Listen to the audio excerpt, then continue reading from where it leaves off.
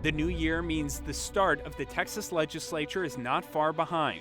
Expect big changes for this year's session. There'll be fewer guests. Members will be spread out further apart than they usually are. We'll get insight from state lawmakers about the battles ahead and unique challenges this time around. The public needs access to its government and how we're working. And so we're trying to figure out that balance. The issues, ideas, and obstacles that'll shape the next legislative session. An in-depth look this week on State of Texas. Hello, and thanks for joining us for State of Texas. I'm John Engel in for Josh Hinkle. Lawmakers from every corner of Texas are preparing to return to the state capitol. We're just 9 days away from the start of the 87th legislative session. They'll be tackling the state's recovery from the COVID-19 pandemic, which continues to surge. Lawmakers are required to pass a budget. It's always a battle, and this year will be even more challenging. Sales tax collections are down nearly 5% from last year, according to the state comptroller. And that's a big deal because that's the largest revenue source for the state budget. A big part of that budget is funding for public schools. Last session, lawmakers passed House Bill 3. It was a major overhaul of the school finance system.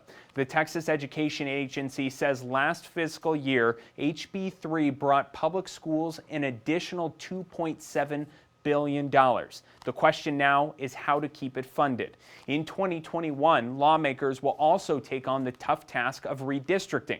That's the work to redraw voting lines in Texas. The outcome will shape public policy for the next decade.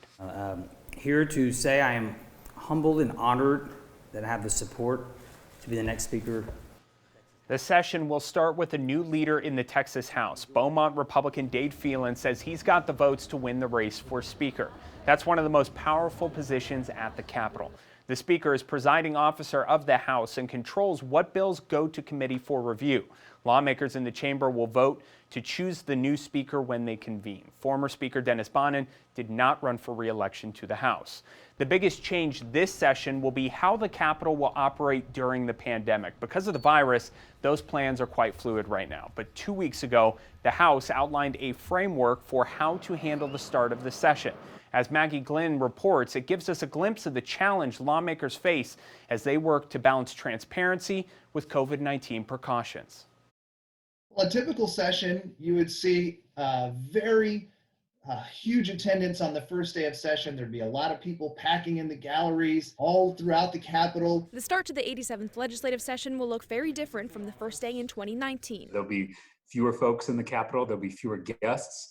Members will be spread out. As lawmakers try to balance two competing interests. One is the health of legislators and staffers and the general public, and also the need for an open democratic system. In-person attendance will be limited on the House's opening day ceremony, something that's expected to continue through session. But lawmakers hope virtual meetings can help bridge that gap. I'm hoping we can use a hybrid approach of blending in-person testimony with some kind of virtual testimony or virtual feedback from constituents around the state. Lobbyists like Mark Wiggins say public access is critical to the democratic process, even if it's virtual. Oftentimes, the people who are out there in the field who a particular bill will directly affect, who are the best people to talk about exactly how that may play out in real life. For now, lawmakers are exploring ways to increase availability outside the walls of the Capitol. Via email, via social media, via phone, and be able to get in touch with us quickly and get questions answered and get concerns voiced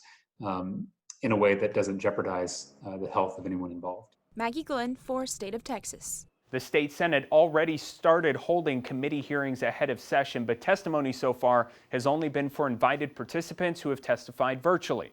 In November, school superintendents met with state lawmakers to talk about how districts are adapting during the pandemic, and they also addressed the digital divide in Texas classrooms. This check-in was part of the final meeting of the Senate Education Committee before the session starts. Last month, the Texas Senate's Committee on Health and Human Services held 2 pre-session hearings to get members up to speed. Lawmakers heard from doctors across the state who detailed their experiences over these last 9 months. The pandemic led the state to waive some restrictions on telehealth services. Advocates for mental health want state lawmakers to extend those waivers even after the pandemic is over. Earlier this month, doctors voiced that request to members of the Texas Senate Health and Human Services Committee. Extend the waivers temporarily through the end of session, give the legislature time to weigh this and extend them out, make them permanent. Doctors also asked lawmakers to increase mental health funding overall to help pay for treatment and preventative measures. Senator Buckingham is on the committee that met last month at the Capitol. I spoke with her earlier about her expectations for the session as lawmakers prepare to meet while managing COVID-19 concerns. Senator, when you think about the upcoming session and the logistical challenges that are going to surround this, we've heard some early comments from Lieutenant Governor Dan Patrick that there will be testing, that there will be capacity limits and control over who is in the Capitol, how we take testimony. You're a physician, you're also involved in small business. How are you approaching this, and do you think we're on the right course to making sure that we balance the operation of the Capitol also with the public access and public participation? Yeah, well, John, it is great to be on with you today. And I think the key word is fluid. You know, I believe everyone's priority is the same, and that is that the public needs access to its government and how we're working. And so we're trying to figure out that balance between how are they accessing their government and being able to come in and testify, and how do we do that safely for the health of everybody, from elected officials who are at risk to some of our employees who are at risk from the virus, and then balancing all those things, being sure that we can maintain a quorum is a really big situation. If we get a bunch of people who are quarantined or sick, all of a sudden we don't have a quorum, we can't do any business. So I think we'll see in the coming months, or I guess weeks now, some general perspectives. And my guess is we start one way, and then as things go, kind of like with the opening of the schools, my guess is fluid is exactly how it's going to be. Just seeing how things go. Just in watching how this has all played out, I know that a number of electeds have called for more participation of the legislature in the navigation of the state's response to the pandemic. Now is kind of your chance to get involved. Where did you kind of stand on that issue? Do you wish there would have been more legislative input in these past 9 months of the pandemic? And what role do you think the legislature will take this session as it pertains to the ongoing effect on the state? Sure. I think I look back and I really believe that pretty much everybody was doing the very best with the information they had at the time. When we look at the various special powers between governor, county judge, mayor, everyone kind of envisioned that around a natural disaster, right? Maybe a tornado or a hurricane, something that came and then went. And you have the ability to respond. So I think we'll be looking at that for the future and just see how do we create a resilient Texas? How do we make sure that Texas is staying on the right track and the various forms of government are working? But I have a feeling that'll be a topic during the session. Has it changed your perspective approaching this at all, or do you think impacted your perspective, your role in small business and knowing how the coronavirus pandemic has just hurt so many here in the state? I will tell you the outcry from our mom and pop shops is tremendous and almost deafening. I have so many people in my district and adjacent to my district that being artificially shut down by the government. I represent very little of the city of Austin, even though I live in Travis County. And of course, the Senate district goes from Bandera to Temple to Abilene, 20,000 square miles of the heart of Texas, I like to say. But I can tell you, being in Austin yesterday, I was at the Capitol all day and was trying to find a restaurant to go to lunch at, and there was hardly anything open. And what I am hearing nonstop is being artificially closed by the government, by Mayor Adler in the case of Austin, is killing them. And a lot of these folks, they leveraged their retirement to start their dream, whether it was a restaurant or a little bar or a little brewery or a little distillery or whatever it was, and they've been shut down and there's no recovering from it. And I am very worried that we are losing a lot of our character, a lot of our unique and original establishments. The Broken Spoke was open Saturday, and we swung through there and tried to support some of our original local establishments that helped to keep Austin weird. But the stress is real and people are really hurting, and it's going to be a long time to recover, even if we can recover.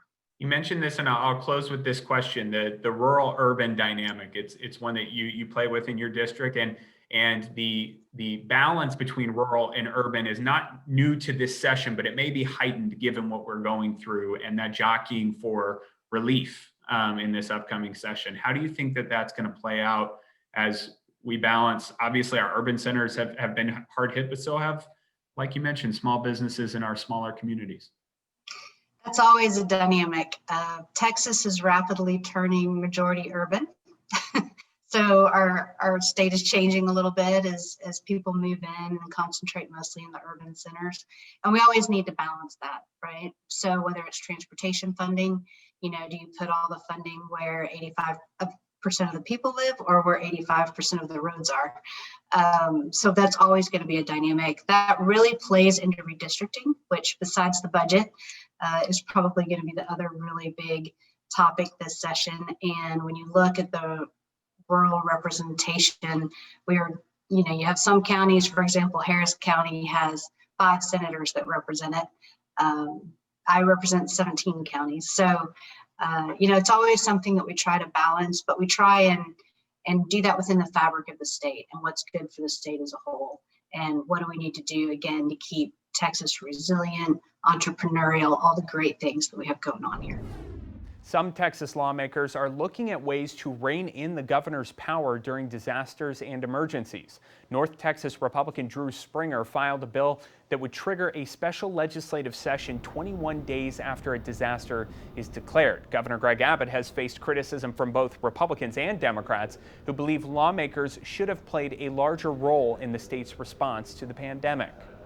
Politically, I think would get a lot of interest because for an extended pandemic like this disaster has to be governed in some way, and simply having one person in charge of it really does cut against the grain of most of Texas political history.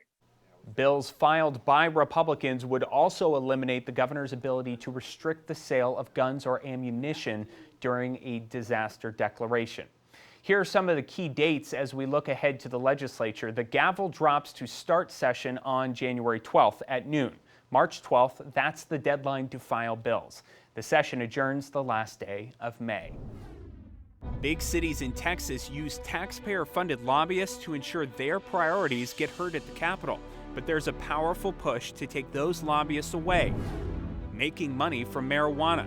Why some state lawmakers believe now is the time to make pot legal in Texas. New bills aim to increase punishments for existing crimes in Texas and even add some new ones. How others are pushing lawmakers to focus on reform instead of penalties.